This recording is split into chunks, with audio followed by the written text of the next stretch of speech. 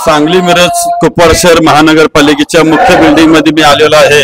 या ठिकाणी पाठीमागे घोषणा देणारे हे सांगली मिरज कुपवाड शहर महानगरपालिकेमध्ये गेली 20, 25, 30 वर्ष काम करत आलेले आहेत आणि एवढं काम करून सुद्धा त्यांना कायमस्वरूपी घेतलेलं नाहीये आणि कायमस्वरूपी घेण्यासाठी यांनी आंदोलन केलंय।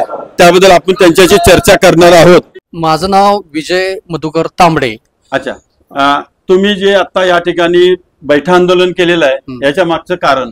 याच्या पाठीमागचं कारण एकच आहे, महानगरपालिकेमध्ये गेले वर्षानुवर्ष म्हणजे 30-35 वर्ष झाले जे बदली मानधन रोजंदारी कर्मचारी महापालिकेत सेवेमध्ये आहेत ते अजून कायम झालेले नाहीत। त्यासाठी सन 2023 मध्ये प्रस्ताव झाला, तो 22 मध्ये शासनाकडे प्रस्ताव गेला आहे। शासनाने क्युरीज काढल्या, त्याला सुद्धा उत्तर दिले, पण शेवटची क्युरी ही 21 जानेवारी 2025 ला निघलेली आहे। त्यानंतर त्या क्युरीचं उत्तर आज रोजीपर्यंत महानगरपालिकेने शासनाला पाठवलेलं नाही आहे। साबळे साहेबांशी चर्चा केली, साबळे साहेब फक्त आश्वासनं देतात। किरकोळ क्युरीज आहेत त्यामध्ये, त्या सुद्धा पूर्ण जवळजवळ झालेल्या आहेत, पण आज देतो उद्या देतो। माझं एक म्हणणं आहे, तुम्ही 4-4 महिने 5-5 महिने जर क्युरीला उत्तर द्यायला जर तुम्ही लावत असाल तर ह्या गोष्टीला काय अर्थ आहे? महापालिकेचे काम आहे ते मला सुद्धा मान्य आहे, पण हे परमनन्सीचं कर्मचाऱ्यांच्या जीवन मरणाशी संबंधित प्रश्न आहे, याबद्दल आस्थापनेतल्या अधिकाऱ्यांना काहीच वाटत नाही।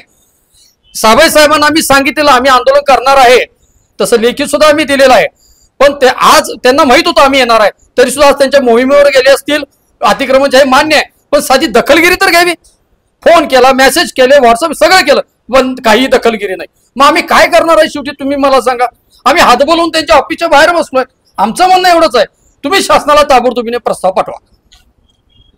या कर्मचाऱ्यांच्या पैकी कित्येक कर्मचारी मी स्वतः माझ्या डोळ्यानं बघितलेलं आहे की ते निवृत्त झाले, ते वारले, वयोमर्यादा संपली त्यांची, तरी पण ते शेवटपर्यंत कायम झाले नाहीत। मग यांच्या बाबतीत सुद्धा तुम्हाला हेच पाहायचं आहे का, असं मला वाटू लागलेलं आहे। मी हात जोडून विनंती करतो प्रशासनाला की ही लोक 30-35 वर्ष, 20 वर्ष, 15 वर्ष झगडा लागलेले आहेत। अहो यांना पण पोट पाणी आहे, यांना पण खर्च आहे। अहो 14-15 हजार रुपयामध्ये यांचं घर कसं चालेल? यांच्याकडून आपण काम करून घेतो, यांना कायम सेवेत घेण्यासाठी काही अडचण नाही।